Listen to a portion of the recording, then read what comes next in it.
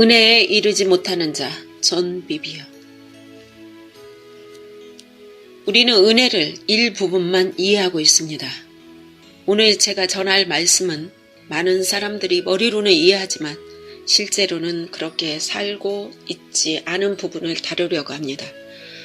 사도 바울은 말하기를 내가 그리스도를 대신하여 여러분께 간청하노니 여러분은 하나님의 은혜를 헛되이 받지 말라고 말합니다. 사도 바울은 고린도 교회 성도들에게 간청하여 말한다 라고 말합니다.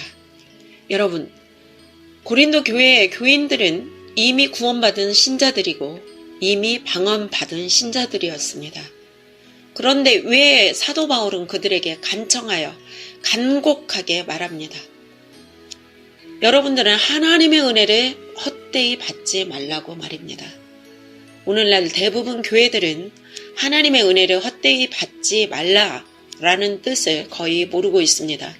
심지어 은혜를 강조하는 은사주의, 오순절파, 복음주의파 등의 교회들도 이 성경 구절의 실제적인 의미를 제대로 이해도 못하고 감도 못 잡고 있습니다. 하나님의 은혜에 대해 올바른 이해를 가지고 있지 못한다는 말입니다. 한 단면만 보면 전체적 의미를 보지 못하고 있다는 뜻이기도 합니다. 그래서 이 시간에 제가 그 은혜에 대한 의미를 잠깐 여러분께 말씀드리고자 합니다. 먼저 대부분의 교회들이 하나님의 은혜를 오늘날 어떻게 생각하고 있는지 말씀드려 볼까요? 대부분의 신자들은 하나님의 은혜를 자신의 죄를 덮어주는 큰 가리개 정도로 여깁니다. 하나님의 은혜를 자신의 육신적이고 불순종하는 삶을 숨겨주는 안전한 가리개 정도로 여긴다는 말입니다. 물론 그런 면도 은혜에 일부 포함되어 있습니다. 그래서 우리는 그런 하나님의 은혜에 늘 감사드립니다. 우리는 육신적이고 한없이 부족하지만 하나님의 은혜로 살아가고 있고 하나님의 은혜로 구원받았습니다. 어떤 사람들은 이렇게 질문할 것입니다. 그러면 목사님은 예수님의 보혈, 그 은혜가 내 죄를 깨끗게 하신 게 아니라는 말입니까? 아니요, 제 말은 그런 뜻이 아닙니다. 물론 예수님의 보혈이 우리 죄를 깨끗게 하셨습니다. 그런데 저는 은혜의 다른 중요한 측면이 있다는 뜻입니다. 한 면만 봐서는 절대 안 된다는 말입니다. 칭의와 성화의 과정을 절대 혼동하지 마십시오. 저와 여러분은 그 과정을 둘 다 보셔야 합니다. 하나님의 은혜를 강조하는 사람은 칭의 한 면만 보고서 성화의 면을 간과하는데 그건 잘못된 것입니다. 부분적으로만 보는 것이죠. 칭의는 우리가 죄인임을 고백하고 예수님의 구주로 받아들이기로 고백한 그 순간에 이루어지는 것입니다. 그때 주님이 우리를 의롭다고 여겨주시는 것입니다. 예수님의 보혈이 우리의 죄를 깨끗게 해주시는 것입니다. 그러나 성경은 동시에 성화의 과정도 말씀하고 있습니다. 성화란 거룩함과 동요입니다. 그것은 내면에서 시작해서 밖으로 드러나는 것이죠. 칭의와 성화는 동전의 양면과 같고 젓가락 두 짝과 같이 언제나 함께 공존하는 것입니다. 어느 한쪽 면으로만 단독으로 성립할 수 없습니다. 지금부터 제 말을 주의 깊게 들으시기 바랍니다. 제가 드리는 말씀이 여러분의 영에 공명될 것입니다. 즉 여러분이 동의하실 것입니다. 은혜는 성도가 말씀대로 살아가는 그러한 능력입니다. 히브리서 12장 14절은 이렇게 말합니다. 여러분은 거룩함을 쫓으십시오. 이것이 없이는, 이 거룩함이 없이는 아무도 주님을 보지 못할 것입니다. 여러분, 분명히 보시기 바랍니다. 이 말씀은 칭의를 쫓으십시오. 이것이 없이는 아무도 주님을 보지 못할 것입니다. 라고 말씀하고 있지 않습니다. 성경은 분명히 거룩함이 없이, 즉 성화가 없이 아무도 주님을 보지 못하리라. 즉 구원받지 못할 것이다 라고 경고하고 있습니다. 그런데 우리는 이런 말씀의 가르침을 그동안 간과해 왔습니다. 칭의와 성화 두 면을 다 보지 못하고 하나님의 은혜의 한 측면만 보고서 칭의 한쪽만 강조해 왔습니다. 오늘날 우리가 주님의 얼굴을 배우려면 즉 구원받고 천국에 들어가기 위해서는 거룩함을 쫓아야 하는 것입니다. 칭의와 성화 둘 다 필요하다는 뜻입니다. 이렇게 칭의뿐만 아니라 성화에 동참해야 할 책임이 우리 각자에게 있는 것입니다. 성경은 하나님의 은혜를 이렇게 정의합니다. 하나님의 은혜는 우리의 죄를 가려주십니다. 하지만 그것은 일면이고 또 다른 측면이 있습니다. 그것은 우리가 하나님의 말씀이 요구하는 대로 살아갈 수 있게 우리에게 능력을 주시는 것입니다. 그러므로 우리가 진동치 못할 나라를 받았은즉 은혜를 받자. 이로 말미암아 경건함과 두려움으로 하나님을 기쁘시게 섬길지니 히브리서 12장 28절에 말씀하십니다. 위 말씀은 우리가 은혜를 받았을 때 그로 말미암아 경건함과 두려움으로 즉 거룩한 삶으로 하나님을 기쁘시게 하는 삶을 살 수 있다고 말씀합니다. 나더러 주여 주여 하는 자마다 천국에 다 들어갈 것이 아니요 다만 하늘에 계신 내 아버지의 뜻대로 행하는 자라야 들어가리라. 위 기절은 은혜에 대한 잘못된 교리를 부수어버립니다. 어떤 사람이 믿게 되어 영접 기도를 따라하게 되고 신자가 됩니다. 그러고 나면 모든 것이 다 끝났다고 여기는 사람들이 있습니다. 얼마나 많은 기독교인들이 아래의 고백을 하는지 다들 들으셨을 것입니다. 하나님 감사합니다. 하나님의 은혜로 우리는 더 이상 율법에 매여 있지 않아도 된다 라고 말합니다. 그런데 예수님께서 하나님의 은혜에 대해 어떻게 말씀하셨는지 함께 살펴보겠습니다. 마태복음 5장으로 가봅시다. 율법은 모세로 말미암아 주신 것이요 은혜와 진리는 예수 그리스도로 말미암아 온 것이라. 요약하면 율법은 모세로 은혜와 진리는 예수님으로부터 온 것이지만 예를 들면 살인에 대해서 율법은 직접 사람을 죽이는 것을 살인으로 규정한다면 예수님이 전하는 은혜와 진리는 다른 사람을 미워하는 것까지도 살인이라고 가르치십니다. 여러분이 다 아시듯이 간음도 마찬가지입니다.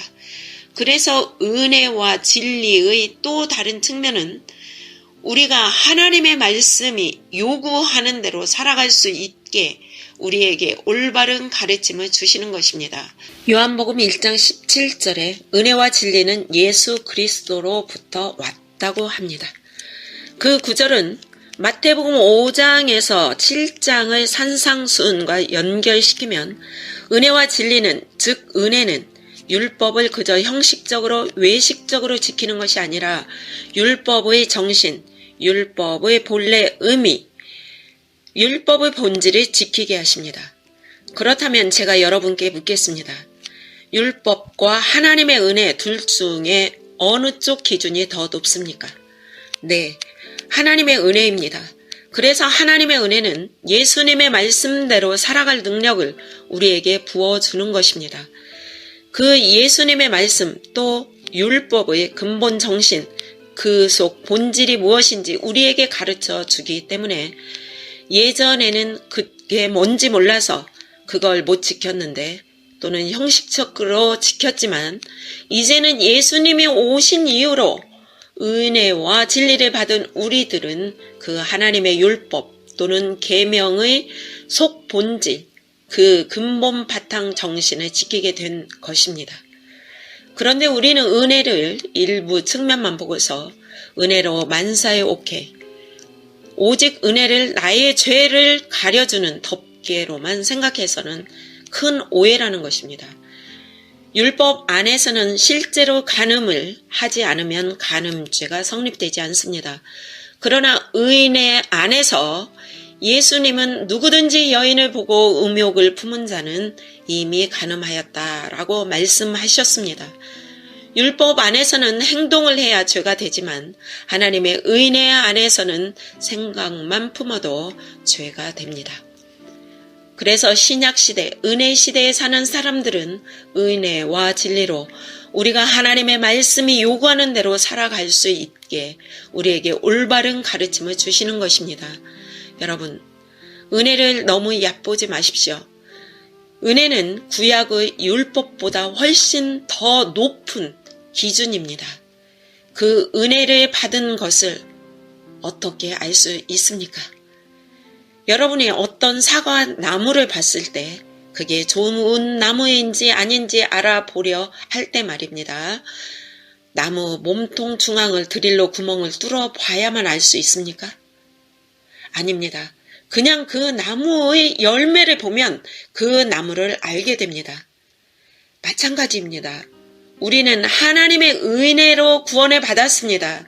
그러나 진정 은혜로 구원받은 사람은 자기 스스로의 힘이 아니라 하나님의 선물로 그 은혜로 구원받은 사람은 어떻게 알 수 있느냐면 열매를 봐서 알 수 있는 것입니다.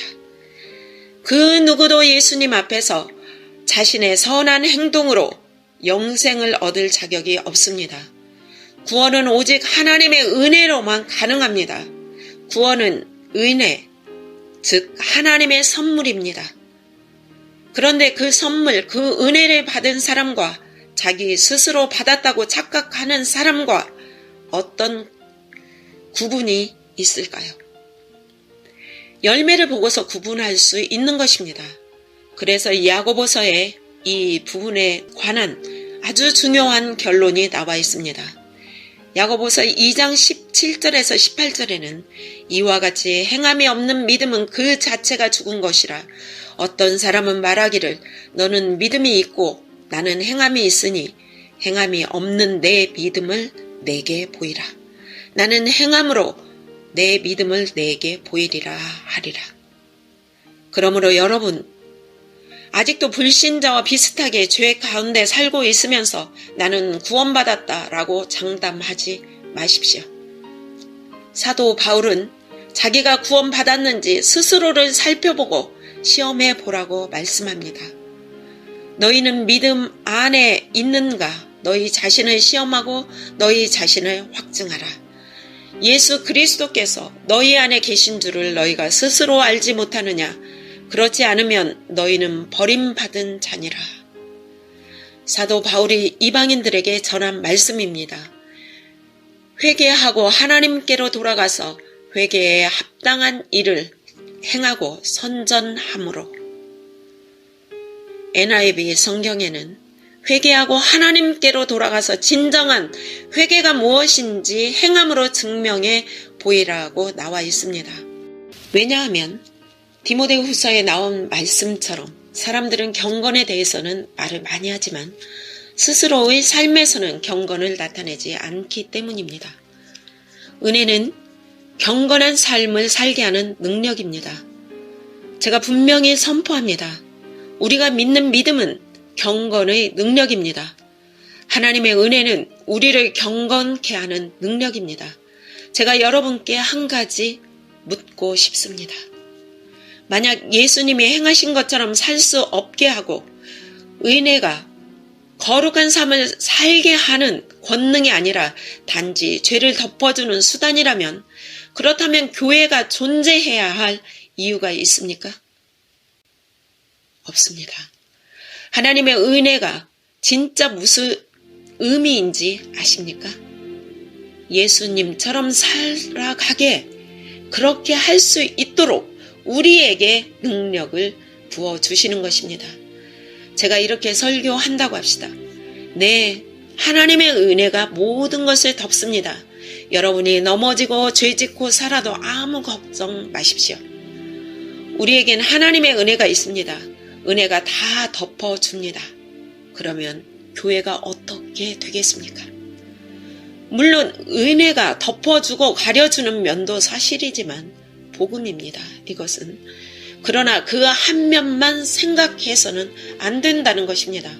하나님의 은혜를 받아서 칭의를 얻고 동시에 그 은혜로 거룩한 성화의 삶을 살려고 발버둥 치는 사람에게 그 은혜가 그의 부족한 부분들을 덮어주고 가려주는 것입니다. 그런데 반대로 은혜가 내 모든 죄와 허물을 덮었으니 나는 성화의 삶은 관심 없다. 만약 이런 사람이 있다면 왜 그런 줄 아십니까? 진짜 은혜를 받지 못하고 진짜 의롭다 하심, 즉 칭의를 받지 못해서 그런 것입니다. 은혜, 칭의 모두 신비적 역사입니다. 위에서 하나님께서 주셔야 받습니다. 내가 원할 때 언제든지 받을 수 있다는 것은 아니란 뜻입니다.